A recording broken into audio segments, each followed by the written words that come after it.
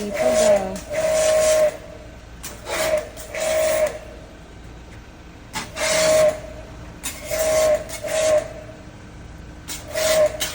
So guys, tignan dito. So ito yung nabili ko sa TikTok na pressure washer. Ano siya, German brand.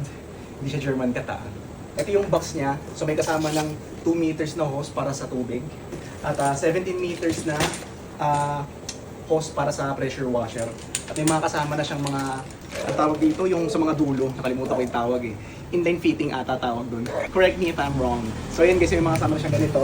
At syempre, hindi mawawala yung shotgun natin. Ito yung pang tubig. Meron din kasamang pang sabon na pwede mo siyang dito i-connecta. May sobrang quality na ito. Ito yung mga kadalasan ginagamit sa mga car wash.